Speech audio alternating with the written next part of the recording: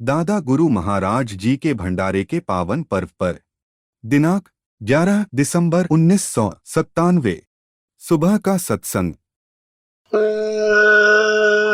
गुरुदेव जय गुरुदेव नाम किसका, जय गुरुदेव नाम किसका। गुरु का ध्यान कर प्यारे,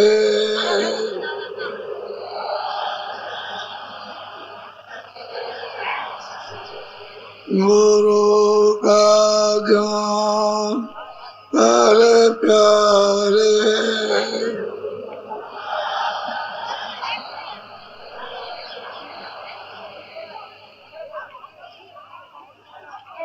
गुरु का ध्यान कर प्यारे,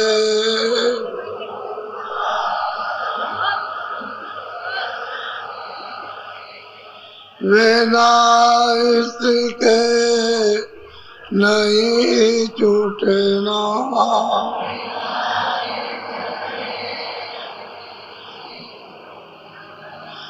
नाम तेरा मैं रंग जा,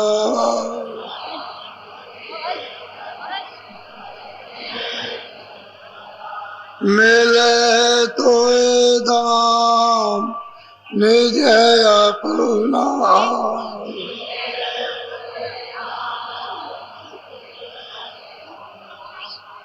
गुरु की तरह दृढ़ कर ले,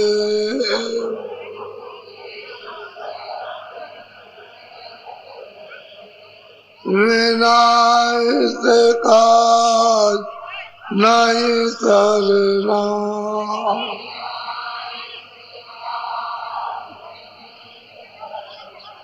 लोभ अरमान क्यों चाहे,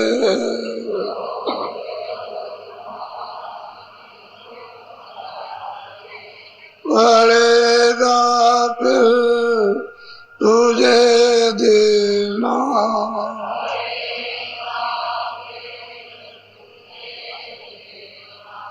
कर्म जो जो करेगा तू,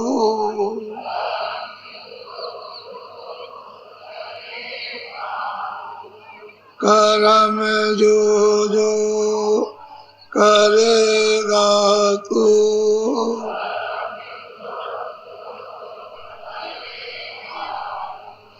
वही फिर भोग ना भरना।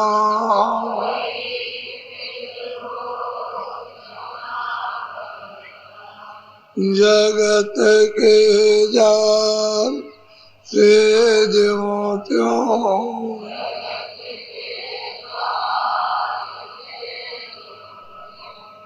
अटो मरदान की करना।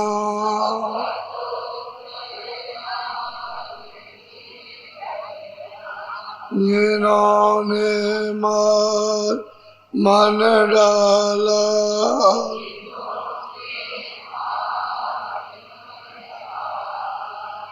उन्हीं को तू माँ कहना।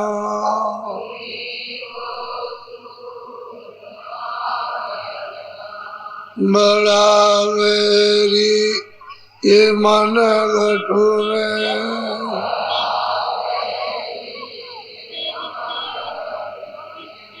किसी का जीत ना कटना।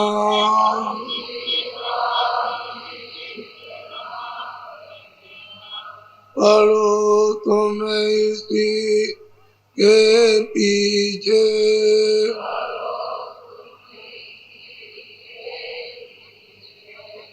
और तब ही यतन तजना।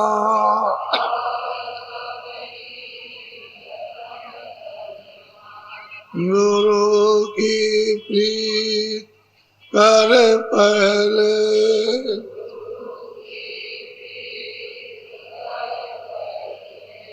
बार घट सब को सुनना,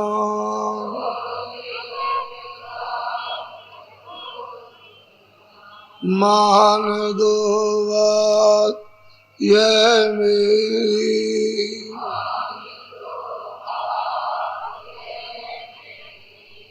करे मत और कुछ जतना,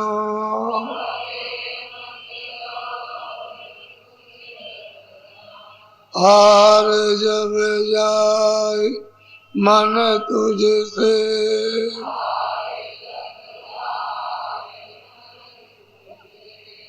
चढ़ा दे शोर को गंगना,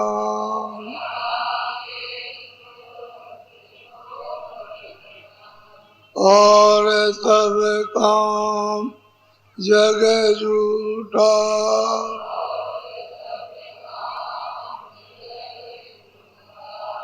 त्याग दे इसी को गहना,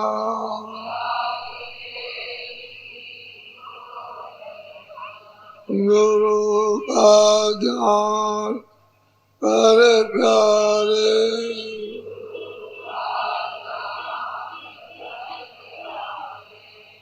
बिना इसके नहीं छूटना,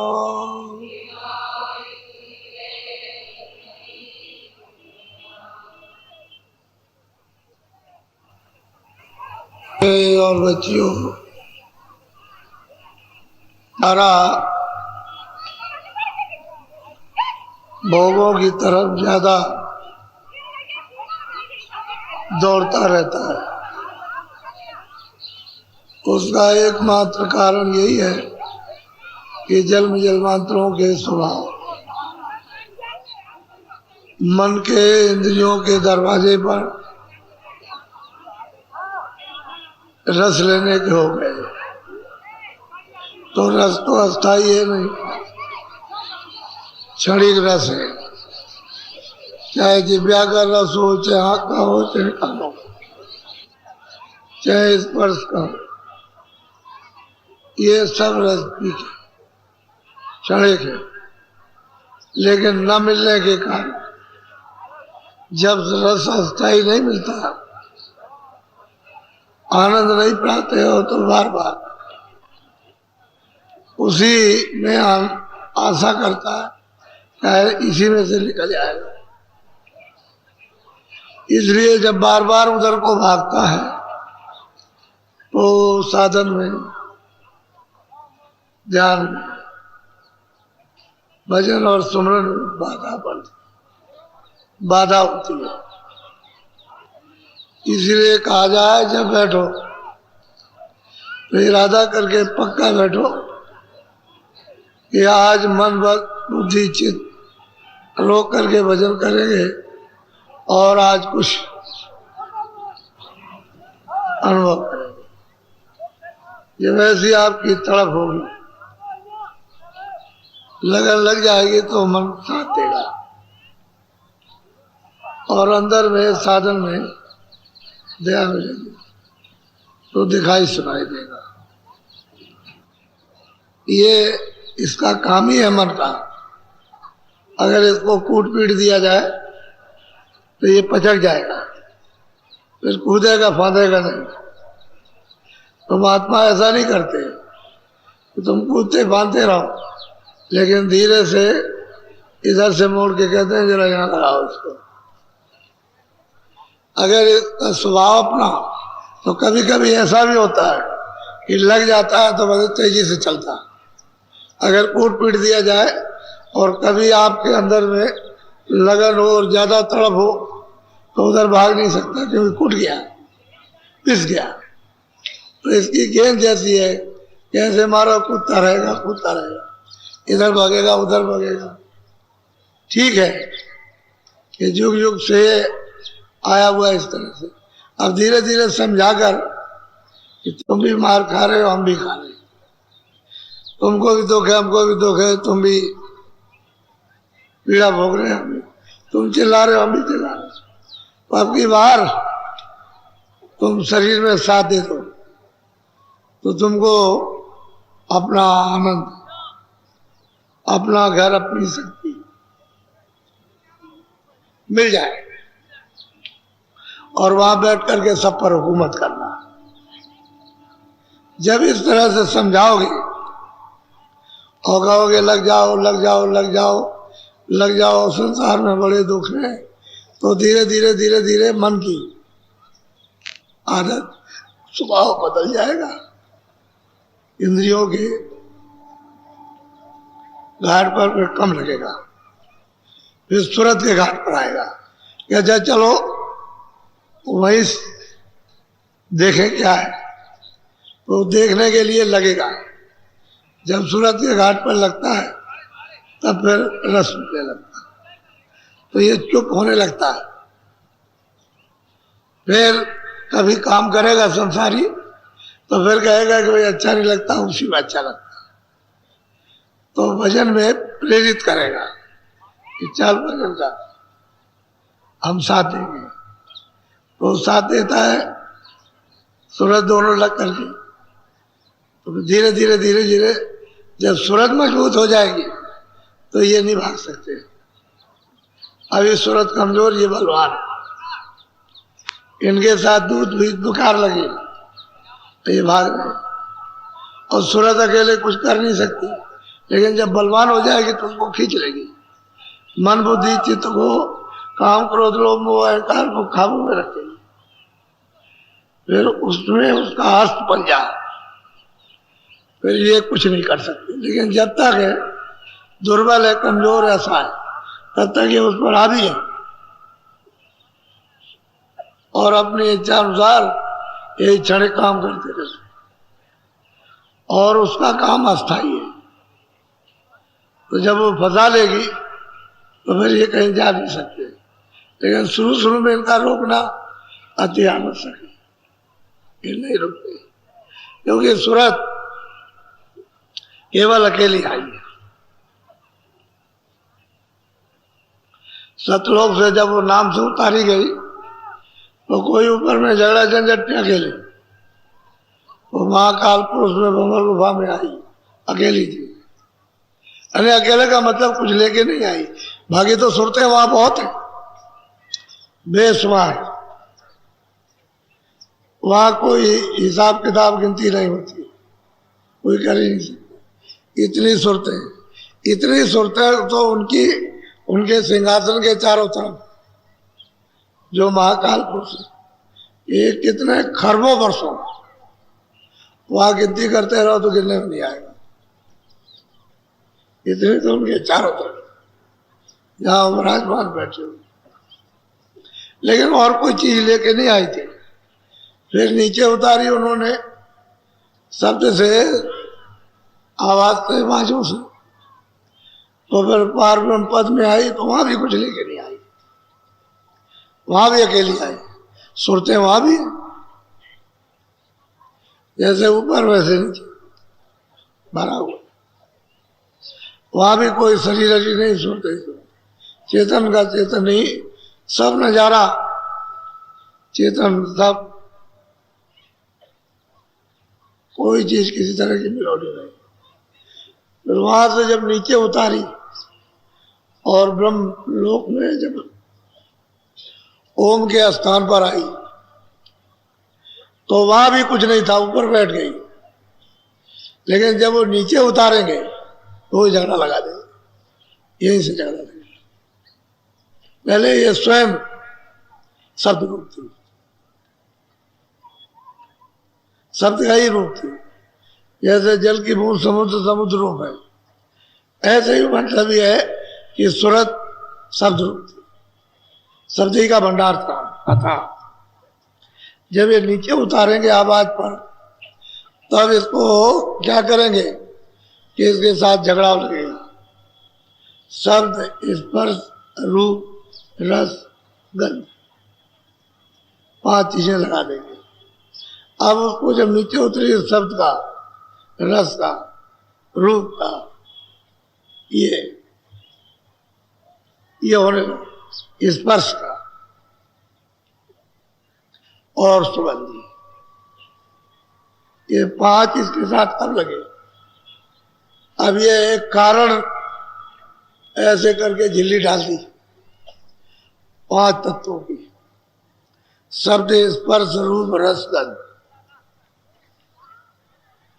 बहुत बारीक झिल्ली है, उसे कुछ पता नहीं चलता। लेकिन जब और नीचे उतार करके शब्द से ले आए सैदल कमल में, तो यहां से फिर झगड़ा शुरू हुआ। तो इन्होंने क्या किया कि इन्होंने और लगा दिए मन, बुद्धि, चित्त और अहंकार। चार और जड़ दिए, मन को, बुद्धि को, चित्त को, अहंकार को। ये यहां से लगे सैदल कमल। ये ईश्वर के पद के पास ही इनका मंडल है, वहां से लगा दिए। अब 9 हो गए। 5 शब्द, स्पर्श, रूप, रस, गंध। 4 ये मन, बुद्धि, चित्त और अहंकार। अब 9 है। तो 9 तत्वों का शरीर। पहले 5 का था, नीचे उतारे तो अब 9 का हो गया। 4 और बढ़ गए। इसके बाद पुरुष को घंटे संग की आवाज पर उतारा नीचे, तो नीचे ले आए तो स्वर्ग और वैकुंठ में इसके साथ में और लगा दिए। 10 इंद्रिया यहां से, और चतुर्संताकरण मन, बुद्धि, चित्त तो इसके साथ था ही, और रजोगुण, तमोगुण, सतोगुण। तो 10 और 4 14 और 3 17। अब ये 17 तत्वों का खोल उसने पहरा, और फिर जब नीचे उतार करके ले आए और दोनों आंखों के पीछे बैठा दिया, तो इन्होंने मोटा कपड़ा पहना। जल, पृथ्वी, अग्नि, वायु, आकाश, ये मोटा कपड़ा है। अब इतनी दूर दराज से मंजिलों को पार करते हुए सूरत यहाँ आए, लाई गए। अब यहां बैठ गई तो रास्ता तो मतलब ये वो पहले तो जानती थी, क्योंकि जब नियम नहीं बना था अच्छे बुरे कर्मों का, तो उसको गर्भ में ही बोध था। अभी बच्चे की पहचान करो, जब बच्चा पैदा हो रोता हो, ऐसे कोई घंटी घंटा झन झन झन झन झन झन झांझ बना दिए तो बच्चा चुप हो जाएगा, ऐसे सुनने लगेगा। जितना भी रोता हो चुप हो जाएगा, तो उसको आवाज याद हो जाएगी। फिर चाहे जितनी गहरी लाइट, ये फोकस के फोकस उसके सामने लगा दिए, तो वो ऐसे पलक नहीं मारेगा, ऐसे दिखेगा, ऐसे। ये पहचान है, ये उसको अपने प्रकाश की उसको याद आ गई। ये लेकिन माया ने अब पर्दा डाल दिया, तो कपड़ा पहरा दिया। अब इसमें जो आपको अधिकार दिए, वो घर में माँ बाप 5 बरस के 7 बरस के समझाते हैं, देखो ये मत करना, ये मत करना, झूठ मत बोलना, धोखा देना, चोरी मत करना, ऐसा करना, वैसे गाली गलौज में करना है, तो माँ बाप सिखाते रहते हैं। अब यहीं से ये सब विष, अब यहाँ से विष बोएंगे, अब यहाँ से अब ये लदेगा। ये 4 खानों में 84 लक्ष्य योनियों और नरकों में जाने का आप मसाला तैयार आप करोगे। पहले बंधन था, अब दुख होगा। फिर आपने ये सब काम किए अच्छे और बुरे, फिर उस पर लगा, अब इसकी वो सजा दे देंगे। वो निरंजन भगवान सैदल कमल में बैठ के बिल्कुल अलग है। उन्होंने अपना काम आद्या महाशक्ति को दे दिया और कहा ये तीनों पुत्र हैं, ब्रह्मा, विष्णु, महादेव, इनसे तुम काम लेते रहा, ये मेरा पता न जाने। जिस दिन ये पता मेरा जान जाएंगे, उस दिन ये काम करना छोड़ देंगे। तो इनको पता थोड़ी है कि कहाँ रहते, ये काम करते रहते, उनको मालूम। आद्या महाशक्ति छुपा रहते, वो सैदल कमल के नीचे, यानी ईश्वर के धाम के नीचे और वैकुंठ के ऊपर। और ये इतना बड़ा लोक है कि ये लोग स्वर्ग वैकुंठ उससे कितने लाखों हिस्सा बड़ा। वो शक्ति लोग है। इस लोग को साधक कोई भी पार नहीं कर सकता। इस तरह की उसने सुंदरता और आकर्षण, लुभावना, मोहित होने का ऐसा उसने रच करके रखा है, संत मत के सिवाय बाकी और उधर कोई भी नहीं जा सकेगा।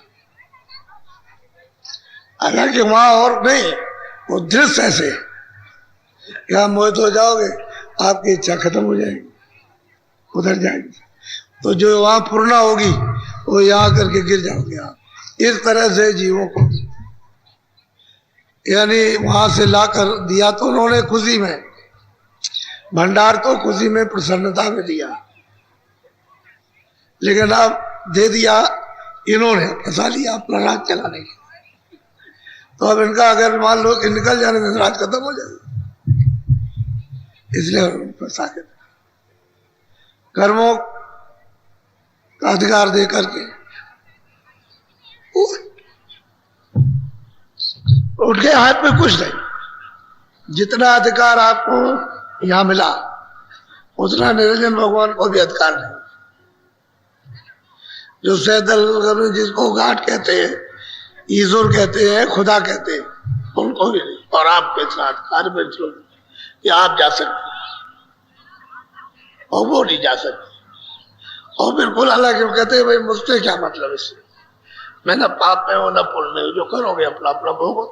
मैंने तो अपनी शक्तियां उनको मतलब दे दिया, मैं तो बिल्कुल अलग हूं। वो तो अलग है, उसका ध्यान करते रहते 24 घंटे, एक क्षण भी ध्यान नहीं तोड़ते, अलग बैठे। बस तो विधान बन गया, बस उसमें फंस गया।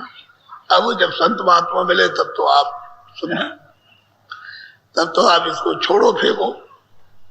तो कहते हैं नयनमीय दृढ़ दोष निरंजन, नेत्रों पर कर्मों का दोष गंदा जाला माड़ा, यानी हृदय पर आ गया है तो महात्मा उसकी जड़ी लगा देते हैं उस नेत्र पर, दिव्य नेत्र पर, ज्ञान चक्षु पर। तो मैल जो आपने कर्मों का जमा किया वो कट जाता है।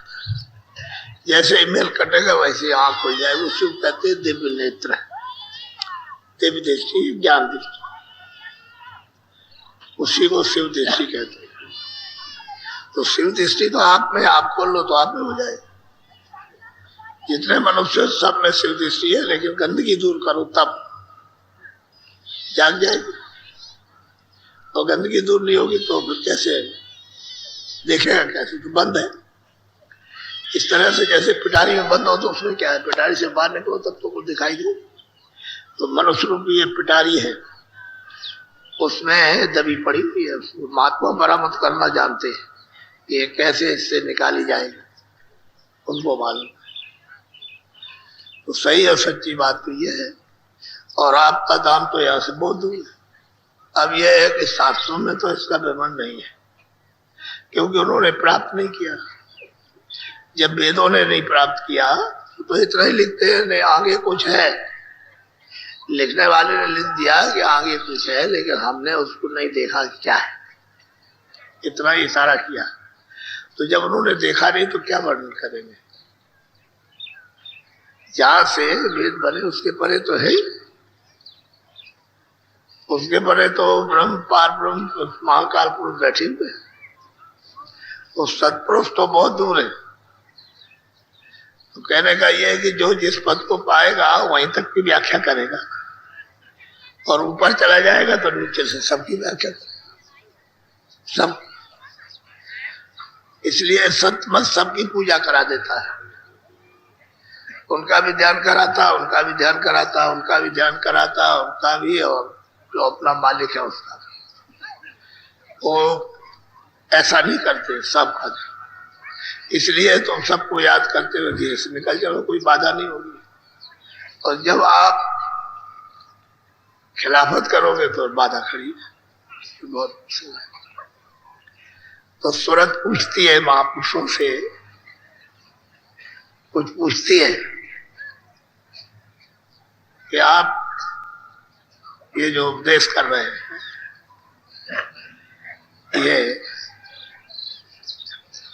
जो समझा रहे बुझा रहे ये हम अंधे हैं, हम तो रास्ता भूले हुए हैं, और आप बता रहे हो कि देश नहीं है, घर नहीं है, ये नहीं, कोई नहीं, तो इनके यार दुख सुख है, जन्म मरण, बात तो सही है। अब वो तो सबके अनुभव में है, जिस पर बीतती वो जानता है, और जिस पर देख रहा वो भी जानता है।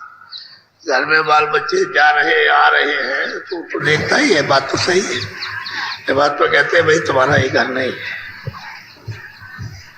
तो अब सूरत को शंका होती है, इसके लिए आपने अपनी शंका का तो निवारण कर लिया, लेकिन अब देखती है कि भाई औरों का भी हित हो जाए, तो ऐसी शंका की जाए, ऐसा प्रश्न किया जाए, ऐसी चीज पूछी जाए जो सबके लिए फायदेमंद हो, उसका सबको लाभ मिल जाए। ठीक है। और जब तक सही बात यह है कि जब तक संत नहीं आएगा तब तक कुछ बताएंगे, कौन बताएगा? तो जब अब सूरत पूछे स्वामी से, वेद कहो अपना तुम। अब ये देखने की बात को समझने की है कि कोई जगह छोड़ी नहीं। तो सूरत पूछती है कि स्वामी आप पहला काम ये है कि आप बताइए कि आप कौन है। पहले पूछ रही कि अपना भेद दीजिए, कौन है आप, कहां से आए, किस लिए आए, क्या चाहते हैं, बोलो। बास तुम्हारा कौन लोक में, यहाँ आए तुम कौन। अब वो सूरत पूछती है कि इतना उपदेश करते हो तो स्वामी अपना भेद बताइए कि आप रहने वाले किस लोक के, और आप कहते हो कि मृतलोक है, मृतलोक है, तो यहाँ क्यों आए, यहाँ किस लिए मृतलोक में आए, और बास तुम्हारा कहाँ पर, निवास कहाँ करते हैं, घर आपका कहाँ है, और यहाँ कैसे आ गए, ये उसका प्रश्न है, पूछ रही, बोलो। देश तुम्हारा को कितनी दूर, खोजे सूरत न पावे। और सूरत कहती है जो दोनों आंखों के बीचों बीच बैठी कि आपका देश इस मृतलोक से कितनी दूर है, क्योंकि हमने तो यहाँ सब जगह ढूंढा, जो आप कह रहे हो हमको यहाँ कहीं नहीं मिला, तो यहाँ से कितनी दूर है वो बताइए, किस लिए आए हैं वो बता दीजिए आप, और अब क्या करना चाहते हैं वो सब बताइए। तो सब प्रश्न बोलो। मैं बिछड़ी तुमसे कहो कैसे, देश पर आए आई। और सूरत पूछती है कि हे स्वामी, संत सदगुरु से पूछती है कि मैं आपसे अलग क्यों हो गई, और पराये देश में मैं यहाँ पर भेजी गई तो यहाँ जग मार रही हो तो क्यों भेजा। और पूछती है हम गलत क्यों किया, आप कहते हो तुम्हारा वहां घर है, वहां के रहने वाले को बड़ा आनंद है, तो हमको वहां क्यों अलग किया, दूसरे के देश में क्यों भेज दिया, बोलो। मेरा हाल भिन्न कर गाओ, देश अपना मोए। और बड़ी श्रद्धा बड़े प्रेम के साथ प्रार्थना करती है कि मेरा हाल भिन्न भिन्न अलग अलग बताइए। ये नहीं कि ऐसे ही कह दिया, बिल्कुल विधि विधान से सब अलग अलग, और मुझे फिर रास्ता बताइए। श्रद्धा से पूछती है, ये नहीं जिज्ञासा पूरी है, और श्रद्धा अपने मेरा हाल बिल्कुल, और फिर मुझको अपना भेद बताओ, बोलो। तन मन संग पड़ी में कब से, दुख पाए बहुत में। और सूरत पूछती है कि स्वामी मैं तन और मन, इस तन कहते हैं शरीर को, और ये इंद्रियां जो है, दो आंख, दो कान, दो नाक, ये गुदा है, और मन है, बुद्धि है, चित्त है, अहंकार है। कहते हैं मैं आकर के क्यों यहाँ क्यों डाली गई, और मैं जो नाना प्रकार के दुख उठा रही हूँ, मेरी कोई सुनवाई नहीं है, तो ऐसा क्यों मेरे साथ किया गया, ये हमको सब बताइए। श्रद्धा से पूछ रही है, कोई जबरदस्ती नहीं है, बोलो। क्यों भूली मैं देश तुम्हारा, आए पड़ी परदेश निहार। और हे स्वामी, मैं आपका देश अपना देश में भूल गई और पराये देश में आकर के अब मैं कहती हूँ ये मेरा है, ये मेरा है, ये मेरा है। दूसरे की देश की वस्तुओं को और चीजों को मैं अपना मान रही हूँ। ये बात सही है कि मेरी नहीं है, लेकिन कहते हैं ये मेरी है, राज है, पाठ है, घर है, बच्चे हैं, ये सभी हमारा। हमने ये झक मारी और अपना घर भूल गई आप, और ये हमारी मारी फिरती। ऐसा क्यों हमारे साथ हुआ? ये आफत कैसे खड़ी की गई, बोलो। पाताल बसो के मृत्यु लोक में, स्वर्ग बसो के कहते हैं कि दूसरे देशों में आप रहते हो कि यहाँ, यानी पाताल लोग कहते हैं अमेरिका को, कहते हैं आप वहां के रहने वाले हैं कि यहाँ के? मृत्यु लोक में रहते हैं कि पाताल लोग में? पूछ रही है कि वहां से आप आए, बोलो। विष्णु लोक वैकुंठ धाम में, इंद्रपुरी इंद्र लोक। अब वो कहते हैं कि भाई क्या स्वर्ग में रहते हैं, वैकुंठ में रहते हैं, ब्रह्मा के लोक में रहते हैं, विष्णु के, या इंद्रपुरी में रहते हैं, या मतलब यह है कि ईश्वर के धाम में रहते हैं। अब वो बताइए किस लोक में आपका वास है? अब मतलब से पूछ रही हो ये लोगों में अब वो पहले उसने कहा कि मैंने यहाँ सब जगह ढूंढा, तो पाताल लोक में भी ढूंढ लिया होगा उसने, यहाँ भी ढूंढा होगा। और स्वर्ग वैकुंठ में तो पूछ रही उनसे ये वहां रहते हैं। अरे भाई वैकुंठ में और विष्णु लोक में, शिवलोक में, गंधर्व लोक में, क्या आप वहां रहते हैं? बोलो। कृष्ण लोक या राम लोक में, प्रकृति लोक या पुरुष लोक। कहते हैं कि राम के लोक में या कृष्ण लोक में, प्रकृति में आप रहते हैं, तो किस लोक में रहते हैं? तो दया करके कृपा करके बता दी, बोलो। या तुम व्यापक सभी लोक में, चार खान चरय चर। अब वो कहती है कि स्वामी यह सर्वत्र व्यापक है, चारों खानों में आप हैं, 84 लक्ष्य में है, नरकों में है, वो सब जगह पर सर्वव्यापी। अगर सर्वव्यापी है तो बताइए जहां भी रहते हैं वो हमको विधान के साथ तफसील से सिलसिलेवार हमको समझा दीजिए, बोलो।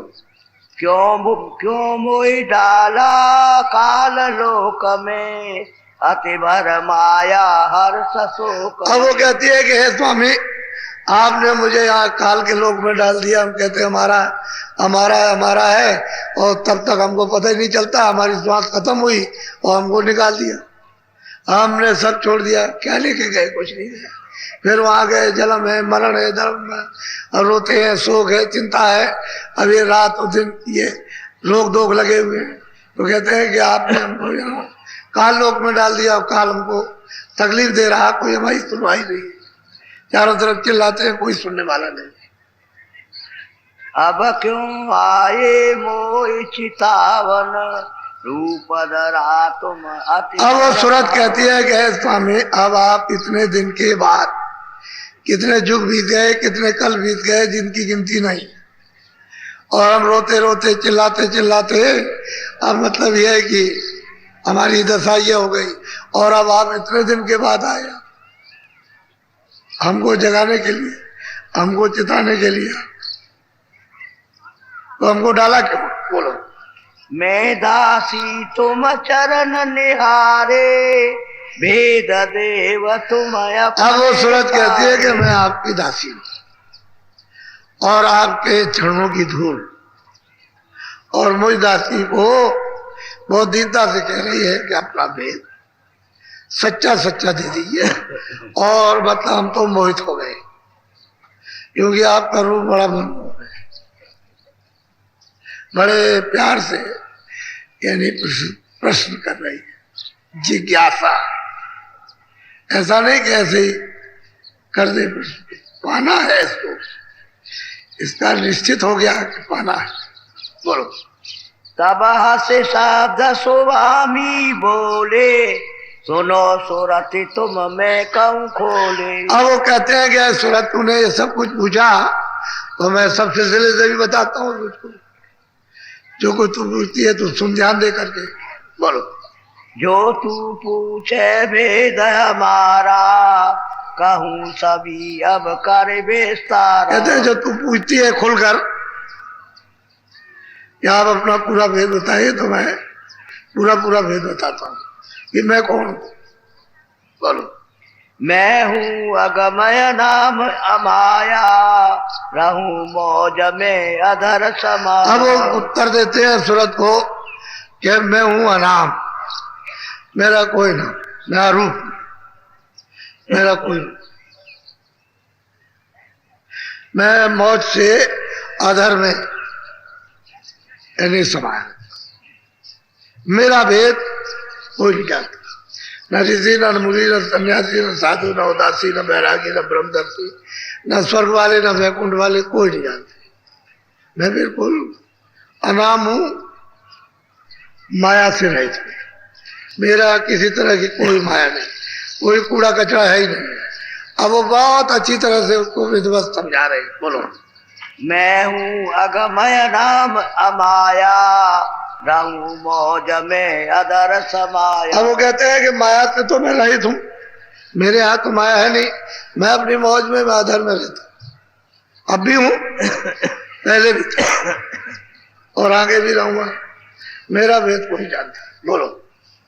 मेरा भेद न कोई पावे, मैं ही कहूँ तो समझ। अब वो संत सदगुरु कहते हैं उस सूरत को जो पीछे पूछ रही है कि मेरा भेद कोई नहीं जानता और मैं ही आकर के यहाँ जब बताऊंगा तभी लोग जानेंगे, तभी ये सूरतें जान सकती है, नहीं कोई नहीं जान सकता। मैं खुद कहूंगा आकर के मैं कौन हूँ, इस रास्ते से आया हूँ, कहाँ रहता हूँ और क्या करने आया हूँ, तभी मेरा भेद कोई जानेगा, नहीं मेरा भेद कोई नहीं जान सकता। बोलो। प्रथम अगम रूप में धारा, दूसरा अलख पुरुष हुआ। अब वो कहते हैं अनामिक पुरुष कहते हैं कि मैं जब मेरी इच्छा हुई, मौज हुई, तो मैंने अगम रूप धारण किया और एक अलग अगम लोक स्थापित किया। एक मेरा रूप वहां, फिर मैंने अलग रूप धारण किया तो मैंने अलग रूप वहां हमारा रूप, और फिर मैंने सतलोक यानी सतपुरुष मैंने सतलोक में स्थापित कर दिया। अब ये तीन अलग अलग है, अगम अलग और सतलोक। बोलो।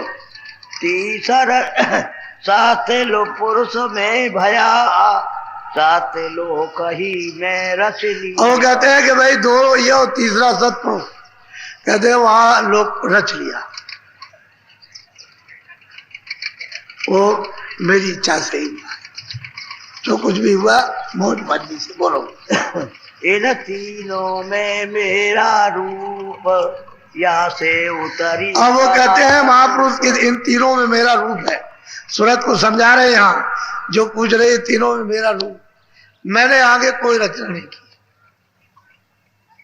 बस वो अगम पुरुष और अलग पुरुष सतपुरुष, इनमें मेरा रूप है और जो भी रचना हुई सभी एक से हुई है। सतलोक से रचना का विस्तार हुआ, इनमें मेरा जो कोई भी सूरत यहाँ पहुंच जाएगी सतलोक, वो ऊपर जाएगी और मेरे धाम में चलाएगी, वहां कोई रोक टोक नहीं है। सूरत सतलोक में पहुंचना चाहिए, बस फिर ऊपर जाएगी, अलग लोक में भी जाएगी, अगम में फिर आएगा।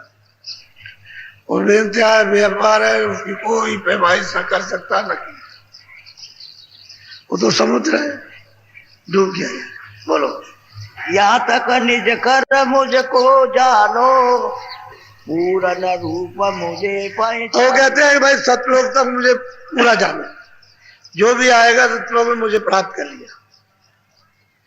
यहाँ आने के लिए कोई रोक टोक नहीं, उनके मैं वहां भी अपने रूप में, वहां भी अपने रूप में, अगम लोक में भी मेरा ही रूप है। उन तीनों में जो आएगा मुझे, जो सतलोक में पहुंच जाएगा मुझे प्राप्त कर लेगा। इसके नीचे विस्तार हुआ है सतलोक से, सतपुरुष से। ना अलग पुरुष ने कुछ किया, ना अगम पुरुष ने, अनामिक पुरुष तो है ही, वो तो सबके सृजनहार है। सारी रचना सतलोक से सतपुरुष से हुई। बोलो।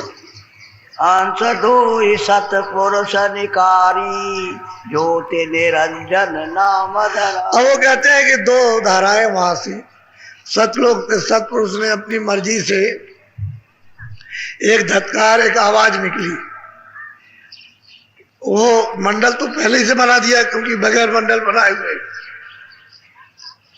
ये सब मंडल उन्हीं के बनाए हुए, और उसमें से एक आवाज निकली तो उसी में दो धाराएं, एक माया की और एक पुरुष। कहते हैं दो धाराएं वो नीचे उतार दिया उसी पर। एक सूरत आई पुरुष में, एक सूरत आई माया। दोनों को, ये वहां के लोग जो है वो जितने भी वहां रहने वाली सूरतें हैं, एक कौतूहल देखती थी और कहती अब क्या होने वाला है। एक अद्भुत दृश्य उनके सामने, क्योंकि वो तो आनंद ही आनंद लेती है वहां पर। वहां तो ये सब कुछ झगड़ा झंझट नहीं है, लेकिन ये जो विस्तार शुरू हुआ उसमें उनको आश्चर्य हुआ कि क्या मर्जी मौज है वहां। तो दो धाराएं उतार दी उन्होंने, एक पुरुष की और एक, बोलो। यह दो कला उतर कर आई, झंझरी दीप में आन अब समा। निरंजन और आद्या महाशक्ति ये दोनों की धाराएं नीचे उतार करके शब्द से ले आए और सैदल कमल में ला करके बैठा दिया। ये उनकी बैठक है। इसी के साथ में उन्होंने 15 और उतार दिए। सतपुरुष के कुल 16 पुत्र हैं। ये 4 का तो सब महात्माओं ने भेद बताया, लेकिन जो 12 है उनको किसी ने नहीं बोला, 12 है ही। इनको अलग अलग स्थान दे दिए, अपने अपने स्थान पर, अपने अपने मंडल पर अपना अपना राज करते रहते, सबके अलग अलग मंडल, बहुत बड़े बड़े मंडल। और ये सबसे छोटा है, बिल्कुल ऐसा है। ये यहाँ आप बड़े सुनने की चीज है, उसको सुने आते आते। बोलो। हाँ। यहाँ बैठे त्रिलोकी रची, 5 तीन की धूम। अब वो सैदल कमल में बैठ करके यहाँ पर उन्होंने 3 लोग, यानी मतलब यह है कि उसका अंडो पिंडो इसका विस्तार किया। स्थूल तो ये है मृत लोग, ये अंड लोग, इसके ऊपर में ये पिंड लोग कहते हैं, इसके ऊपर में अंड लोग, और फिर उस पर निर्माण लोग। इन तीनों का तीनों मसाले बनाकर और तैयार करके फिर इन्होंने विधिवत रचना है। तो जो अपना बैठे हैं वो सूक्ष्म में, ऊपर में ब्रह्म है वो कारण में बैठे हुए। अब नीचे उतार दिया तो लिंग, फिर नीचे उतार दिया तुरतों को, तो ये हो गया स्थूल। ये पंचभौतिक शरीर स्थूल है। यहाँ बैठ करके त्रिलोकी की पूरी रचना की और मसाला तैयार कर लिया, और फिर सुरतों को नीचे उतारा, ले आए सुरतों। लेकिन ले आए शब्दी से, घंटे और शंख की आवाज को पकड़ के जब नीचे उतार करके यहाँ पिंड में ले आए तो माँ के पेट में खोल तैयार किया। जब 4 महीने का हुआ, 5वां महीना हुआ तो सूरत को यहाँ बैठा दिया, दोनों आंखों के बीचों बीच। इधर देखो आप, जब माँ के गर्भ में ये पिंड तैयार हो रहा था तो 5वें महीने में यहाँ बैठा दिया। तो सूरत जो है ये सब बाजें सुनती थी, ऊपर के भी सुनती थी, ये भी सुनती थी, और वो देखती थी अंदर माँ के गर्भ में सबको। जैसे ही 9 महीने का बच्चा बाहर आया तो सच योगी जोगी सब विज्ञानी, सब ज्ञानी, सब विज्ञानी, सब परम पद के अधिकारी। क्योंकि कोई अच्छा बुरा पाप पुण्य, कोई विधान, वेद शास्त्र, पुराण ये तो कुछ थे नहीं उस समय पर, और कोई रोक टोक तो थी नहीं। बस उन्होंने रचना मतलब है रची, और इस तरह से मसाला दे करके यहाँ ले आए और सूरत को यहाँ बैठाया करके। तो रास्ता तो साफ था, गंदगी तो जमा थी नहीं, सूरत के ऊपर में कोई गंदगी जमा नहीं थी।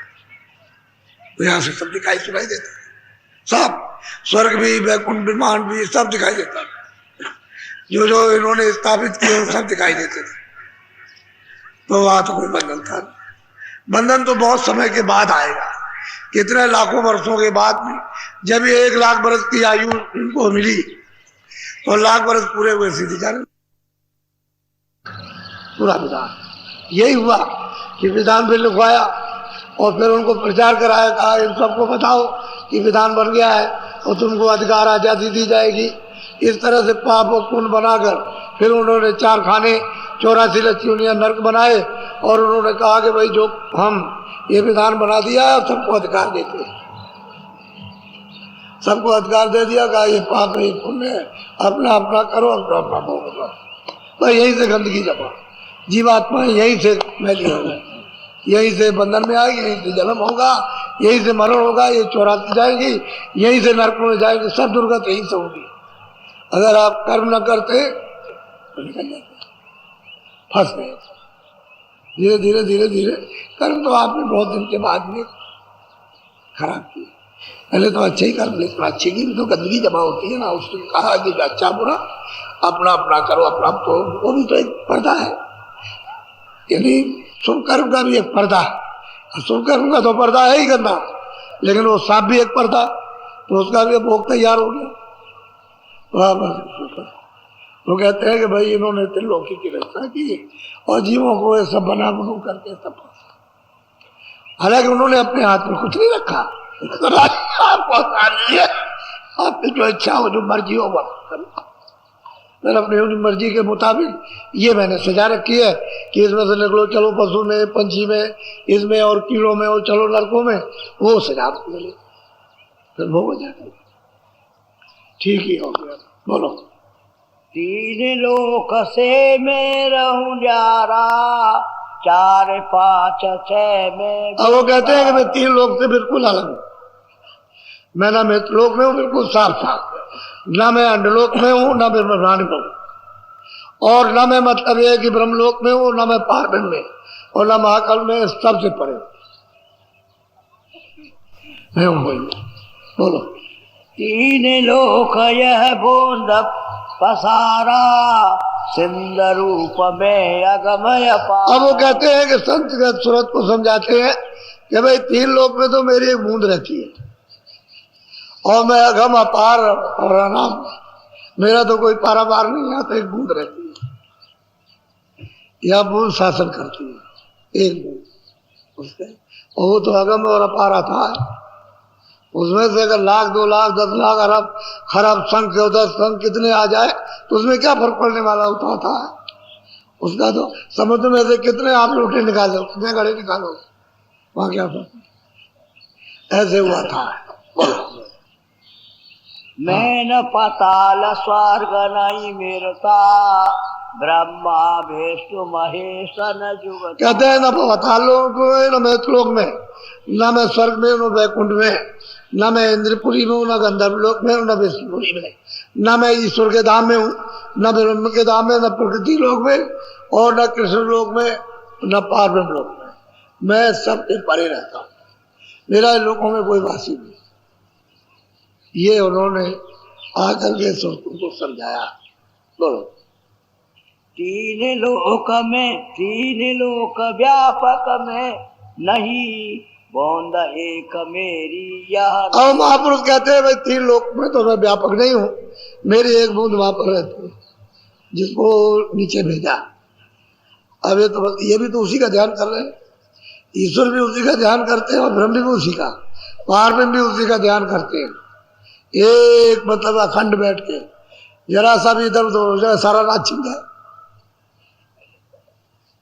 जितना आप नहीं डरते उतना तो वो डर रहे हैं। तो कहते एक बूंद हमारी शासन करती महाराज, मैं वहां भी नहीं हूं गया, मैं 3 लोक में भी व्यापक नहीं हूं कहीं, और पारब्रह्म लोक में भी व्यापक नहीं। बोलो।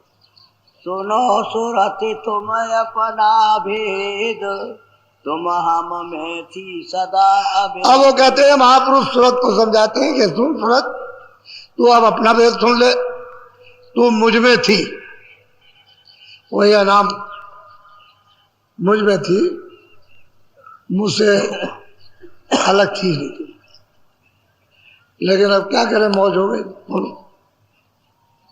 काल करी हम सेवा भारी, सेवा बस कुछ हो। अब वो कहते हैं कि भाई वहां हमने भेजा उनको तो उसने सेवा हमारी की, कितने युगों तक, कितने कल्पों तक सेवा करते करते मैं उससे प्रसन्न हो गया। हो सकता है। तो मैंने यही कहा कि भाई तुम क्या चाहते हो, जो चाहते हो मांग लो। सही बात तो ये। तो उन्होंने कहा कि हमको वहां के राज के समाने को राज दे दीजिए।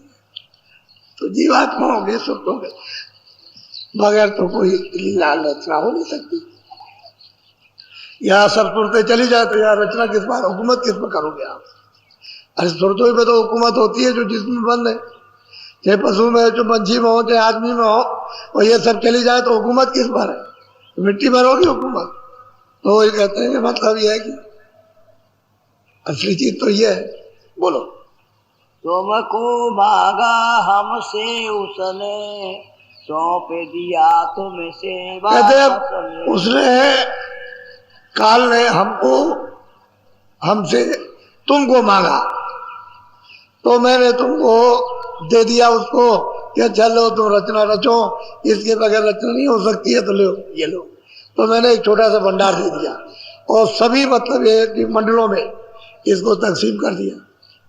इतना तुम ले जाओ, इतना तुम ले जाओ, इतना तुम ले जाओ, इतना तुम ले जाओ।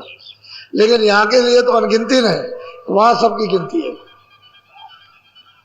जितनी जरूरतें दी है सबकी गिनती है वहां ऐसी चीज नहीं, सबकी। तो कहते हैं मैंने सेवा बस होकर प्रसन्न होकर के तुमको दे दिया।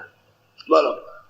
काल लाए तन मन को घेरा, दुख सुख पाया तुम बहुते। कहते हैं कि काल ले आया, ले करके यहाँ तुमको धीरे धीरे करके यहाँ पर मसाला मिला करके स्तन में और इंद्रियों के जाल में फिर उसमें विधान बनाकर तुमको घेर लिया और तरह तरह के तुमको दुख दिए, बहुत तकलीफ दी।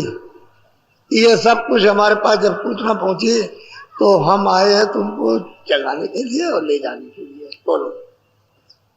दुख में देखा तुमको जबई, दयाओं की हम आए। और कहते हैं कि जब तुमको दुख में देखा कि तुमको बहुत तकलीफ है, बहुत दुख है, और वहां दी हुई चीज उसको उन्होंने इस तरह से किया है, तो हम इसलिए दया उठी तो हम आए तुमको ले जाने के लिए। तुम चलो तुमको आए किया हम शब्द उपदेशा, शब्द माए तुम करो। और कहते हैं कि मैं आया हूँ तुमको ले जाने के लिए, तो जिस रास्ते से तुम आई हो मैं उसी रास्ते से ले जाऊंगा, कोई दूसरा रास्ता नहीं है। तुम सबसे उतार करके लाई गई और कोई रास्ता ही नहीं था। अब वही नाम पकड़ लो, चलो वापस चलो। अब मैं शब्द का उपदेश कर रहा हूँ तो नाम पर सवार हो जाओ, नाम एक जहाज है, उसमें बैठ जाओ, पार उतर चलो। वो सीधा जाता है, सीधा आता है, मैं तुमको मदद दूंगा, तुमको यहाँ से वहां पहुंचा दूंगा। मैं यहाँ वहां तुमको मिलूंगा, वहां मिलूंगा। तो उसी बोध में एक सूरत आती है और यहाँ से ले जाती है, बस वो तो उसका एक ही बोध है। वो तो वहां से जगाने के लिए आई तो वहां से उतर करके यहाँ समझाने ले जाएगी, तो फिर तो वहां विशाल होती चली जाएगी। चलो हमारे साथ हमने शब्द का उपदेश किया नाम का कि चलो जीवो आओ, और हमने अब लगा दिया है जहाज, इस पर आकर के सवार हो, हम पार उतार देंगे। सीधा सीधा कह रहे हैं। बोलो।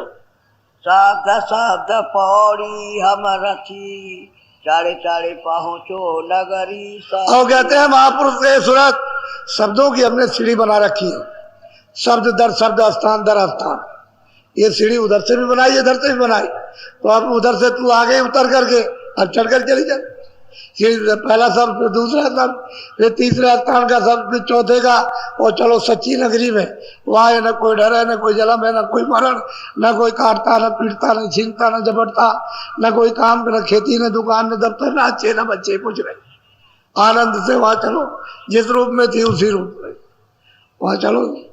हम तुमको चढ़ा के ले चलेंगे, बड़ा साफ था। चलो साथ में। बोलो। मोंद देश को छोड़ो अबई, सेंद देश चले खेलो तब। कहते हैं अभी हम आए हैं तुमको ले जाने के लिए, तुम इस मुल्क को छोड़ो, सिंध देश में चलो, और अपने जिस आनंद में थी, जिस सुख में थी, बस उसी में वापस लौटो। अरे भाई, जल की बूंद जल समुद्र में गिर जाए समुद्र हो गई, सूरज उस सागर में पहुंच जाए तो उसी सागर के रूप हो गई। उसको कौन कहेगा क्या लगे, वो तो सागरी हो गई।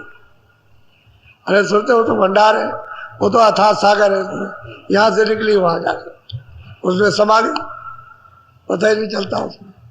बोलो। बोंद देश तेरे लोकी जानो रचन मुरक्कब यह पाई। अब वो महापुरुष कहते हैं कि भाई ये बूंद देश तो है, लेकिन तरकीब से रचना मसाले से हुई।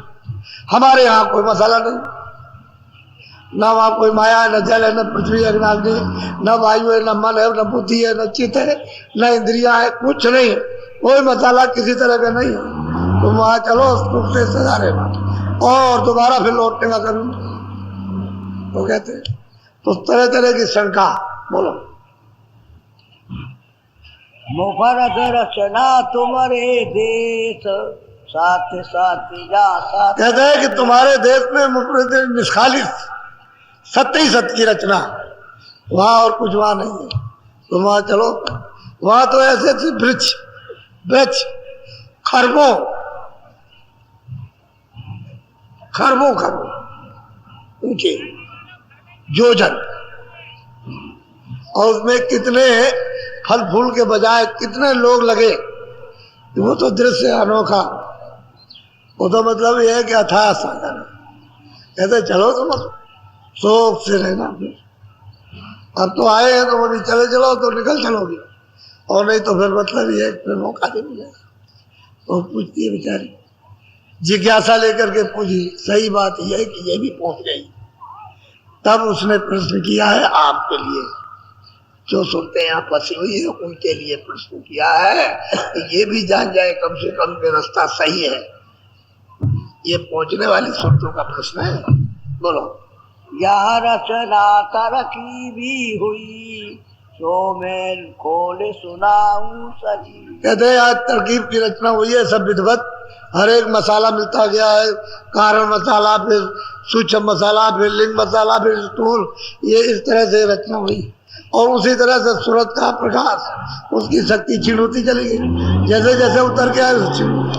अब यहाँ मनुष्य शरीर में आकर बेकोई लोप हो गई, तो यही सूरत जो इसमें बैठी हुई है वो जड़ हो गई। लेकिन चारों तरफ से सिमट जाए और प्रकाश उसका आंखों के सामने आ जाए, तो इसमें इतना प्रकाश है कि सूरज में नहीं है। इस सूरत में जो यहाँ बैठी है इसमें इतना प्रकाश है कि सूरज का प्रकाश कुछ नहीं। ऐसे उसके सामने हजारों सूरज खड़े हो जाए तो वो तारों की तरह से छुप जाए, इतना प्रकाश है जो इन सब के अंदर यहाँ पर बैठी हुई। लेकिन इसका प्रकाश तकसीम हो गया, बट गया, जहाँ जहाँ जन्म हुआ बांट दिया, वहां बांट दिया। आता में तृष्णा में, इस बच्चे में, उस बच्चे में, उस बच्चे में, उसमें जन्म जन्मांतों से बढ़ता चला है। अब बिल्कुल अचेत हो गई, जैसे नाम निशान इसका मिट गया इसी सूरत का। अब कोई ये कहता थोड़ी है कि सूरत है जीवात्मा, कुछ क्योंकि मालूम नहीं किसी को, तो महात्मा इसको बरामद कर लेते हैं धीरे से, सब जगह से प्रकाश समेट कर और यहाँ ले आते हैं और कहते हैं कि चलो अपने घर की तरफ। तो मैंने शब्द का उपदेश किया और सीढ़ी बना रखी है, सीढ़ी कहते हैं पौड़ी, पौड़ी को ही सीढ़ी कहते हैं। क्या तुम चलो उस पर चढ़ चलो और सच्ची नगरी बड़े आराम से चले चलोगे और मैं तुम्हें हर जगह मिलूंगा। बोलो। मुफरद बूंद हमारी आई दूसर माया आने में। कहते हैं कि भाई वहां से बूंद आई हमारी, साथ साथ माया और प्रकृति आई, और फिर दाद्या महाशक्ति कहते हैं कि साफ सिलसिलेवार सब वहां से ये मसाला मिला कि ये तैयारी हो गई। अब त्रिकुटी ब्रह्म स्थान में पहुंचकर स्त्री का पुरुष का कपड़ा पहरा दिया जाता है, ये स्त्री का, ये पुरुष का। तो जब तक यहाँ जन्म मरण होता रहेगा, नर मादा नर मादा, वो जो मादा है मादा ही रहेगी, वो पुरुष कभी नहीं होगी। और जो पुरुष है वो पुरुष ही होगा, चाहे 84 में जाओ चाहे 90 में जाओ, पशु में जाओ पंछी में जाओ, नर नर मादा मादा। लेकिन जब उलट करके चली जाए और वहां कारण शरीर को समाप्त कर दे और ब्रह्म के ऊपर चली जाए, बस सब त्याग हो गई, ना उधर स्त्री ना पुरुष। दोबारा अगर कभी जरूरत आए तो वह स्त्री का सवाल ही नहीं, तो बीज ही खत्म हो गया, बीज खत्म हो गया जो स्त्री पुरुष का था, बीज नहीं। बस फिर इसके बाद तब छुटकारा होता है, नहीं तो स्त्री पुरुषों का छुटकारा हो ही नहीं सकता। अब किसी को मालूम ही नहीं है कि कहाँ पहुंच करके स्त्री और पुरुष का ये कपड़ा बदल दिया जाएगा, फिर उसको ये कपड़ा नहीं मिलेगा। और जब तक रहेगी किसी लोक में भी स्त्री स्त्री रहेगी, पुरुष पुरुष रहेगा। स्वर्गलोक में भी जाइए तो अलग अलग, स्त्री अलग है पुरुष अलग।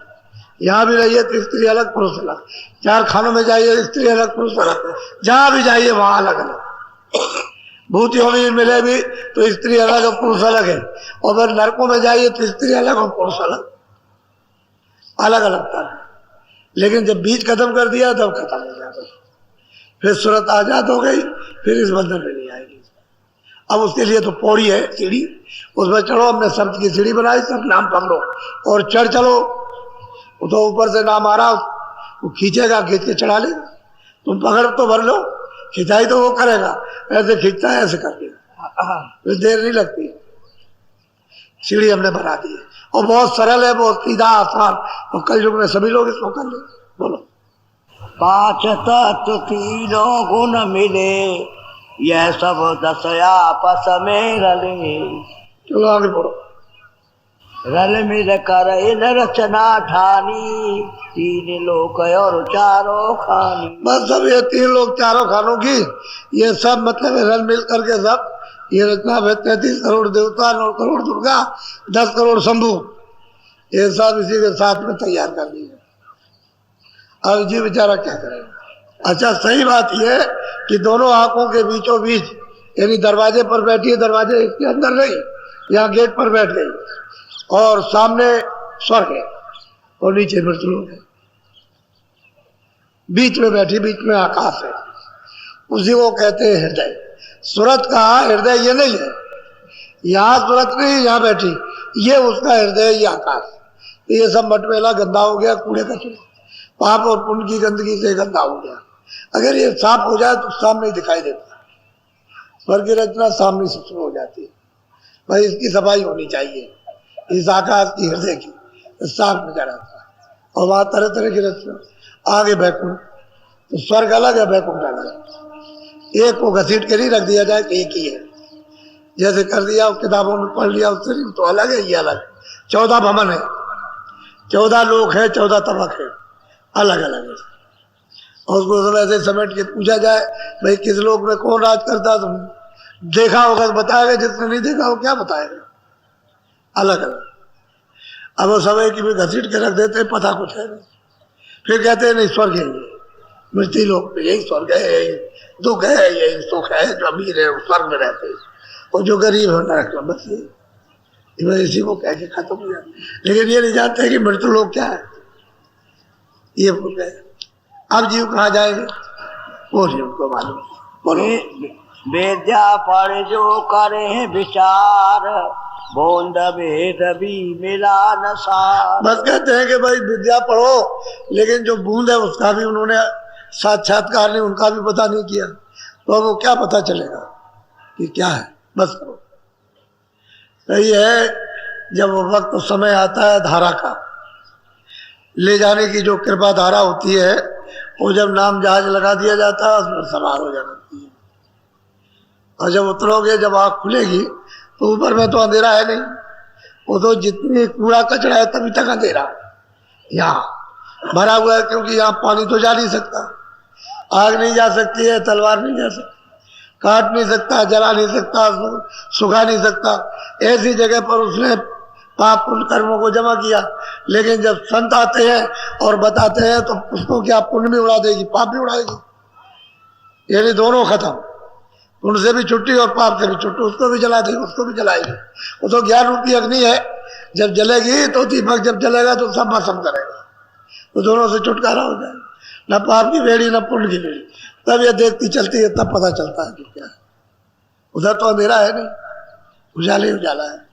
ये सूरज का तो वहां सूरज है नहीं, न ये तारे गण है, न ये चांद, इस तरह न निकलता न डूबता। उधर तो उजाला ही उजाला है, और उजाले में बैठ करके आपका वो सब हिसाब लिख रहे वो कि पाप कितना पुण्य क्या किया, आज सब लिखते चले जाते हैं, और सब छपता जाता है, और सब तुम्हारे सामने धर देंगे और कहेंगे देखो तुमने किया मृत्यु लोक में, और ये तुम्हारा कर्म अच्छा है बुरा, और ये तुमको सजा सुना दी, 1 मिनट भी नहीं लगता। उधर उजाला ही उजाला है, उधर अंधेरा नहीं है। इसलिए आप लोग को सुमरन, कोई ध्यान, कोई भजन कर लो। ये सुलभ समय आया और आपको सच्चा रास्ता, सच्चा भेद इसमें कोई गुमराही उमराही वाली बात नहीं है। कोई भूल चुक की जो करेगा सो पाएगा। अब थोड़ा सा कुछ तुम करो निमित्त मात्र, कुछ मतलब ये है कि हम भी करें और कुछ मालिक ऊपर बैठा उसकी दया हो जाए जल्दी से। अब तुम कुछ नहीं करोगे तो ये कैसे हो सकता है? शरीर तो कर्म के लिए मिला, तो कुछ तो करो थोड़ा निमित्त मात्र। इसलिए कहते हैं 5 मिनट 10 मिनट 15 मिनट, कभी सुबह कभी शाम को, रोज कभी नागा मत करो। अरे दरवाजे पर तो आकर बैठक बना लो। दरवाजे पर आकर के यहाँ बैठक बनाओगे, जो वहां से दया का घाट, जहाँ से दया मिलती है, वहां अगर बैठ जाओगे तब तो फिर काम ही बनेगा। और वहां बैठते नहीं हो इसलिए दया का परिचय नहीं होता। घाट पर बैठकर जब तुरंत बैठेगी यहाँ तो परिचय होगा दया का, दया कैसे मिलती है। इंद्रियों घाट पर बैठे रहोगे तो अंधेरा है, वहां अंधेरे में क्या परिचय मिलेगा। जहाँ उजाला वहां बैठो, बैठक बना लो। तो पहले तो बैठक बनाओ, शुद्धि सफाई करो, झाड़ू वाड़ू लगाओ। झाड़ू का लगाने का ये मतलब है कि उसका नाम लो, उसके रूप को याद करो और फिर उसके लिए मंजन करो, रगड़ो। अतिशय रगड़ करे जो कोई, तो हम बैठते हैं भजन पर ध्यान पर तो रगड़ते हैं, दृष्टि को रगड़ते हैं तो साफ होती है। तो दृष्टि रगड़ होकर के सफाई आँख खुल जाएगी, कान भी खुल जाएंगे, सुनने भी लगोगे, देखने भी लगोगे, तो बहुत सुलभ है। लेकिन निमित्त मात्र तो करना है। अब नहीं कुछ करोगे तो कैसे? क्योंकि अगर प्रमाण न दे और कोई ये नहीं, गोस्वामी महाराज ने भी ऐसे कहा, भीखा दास, चरणदास, तमाम नानक जी, उन्होंने भी सही कहा। लेकिन वो किताबें पढ़ते हैं, वो जानते नहीं। साधन करने वाले तो महात्मा मिले नहीं, ये साधन करके पूरे हो गए या वहां से आए वो पूरे, तो वो तो मिले नहीं। अब किताबें पढ़ने से क्या? अब तुम घर में रहो, बच्चे रहो, अगर ना कुछ समझे तो फिर तो अंधेरे में ही। तुम समझ गए तो समझ गए, बच्चे तो नहीं समझे। इसलिए ये रास्ता लोप हो जाता है। ये तो जागने वालों को मिलता है, जिनको चाह होती है, खोज होती है, उन्हीं को मिलता है। बाकी तो सब भूल जाते हैं। तो महात्मा इस कलयुग में आकर के उन्होंने जीवों का बड़ा काम किया और बहुत सुरतों को पहुंचाया इसी मनुष्य शरीर से। लेकिन आप फिर भी ऐसी जगह पर रहते हुए भी आप अछूते रहे। तो ये तुम्हारा सबका, हमारा भी सौभाग्य है, तुम्हारा सबका भी सौभाग्य है कि कम से कम ऐसे युग जमाने में कम से कम ये चीज सुनने को मिल रही है। हमारा जीव कल्याण कैसे होगा? ऐसे नहीं, काटते रहो, ऐसे धोखा देते रहो, उड़ाते रहो, उसका सब चिथड़े बना दो उसके। तो देखते नहीं लोग जमदूत ऐसे चिथड़े बनाते रहते हैं, ऐसे और नरकों में डाल के उनका काम ही काटते रहते, उधेड़ते रहते, गलाते, सड़ाते रहते, जलाते रहते। जीव चिकार के वहां छूट नहीं सकते, उनका तो काम ही वहां। तो वो दशा तो बड़ी खतरनाक। बोलो जय गुरुदेव, जय गुरुदेव, जय गुरुदेव नाम किसका, जय गुरुदेव नाम किसका। सभी प्रेमी भाई बहनों को मेरा सादर जय गुरुदेव। स्वामी जी महाराज कहा करते थे कि हमेशा पूरा सत्संग सुनो, सत्संग का एक भी वचन छूटना नहीं चाहिए। पता नहीं कब कौन सा वचन तीर की तरह हृदय को बेध जाए और आपका सुमिरन बनने लगे। सुमिरन ठीक ढंग से होगा तो ध्यान भी बनेगा, और जब सुमिरन और ध्यान बनेगा तो भजन भी बनने लगेगा। आप सभी लोगों को मेरी शुभकामनाएं। जय गुरुदेव।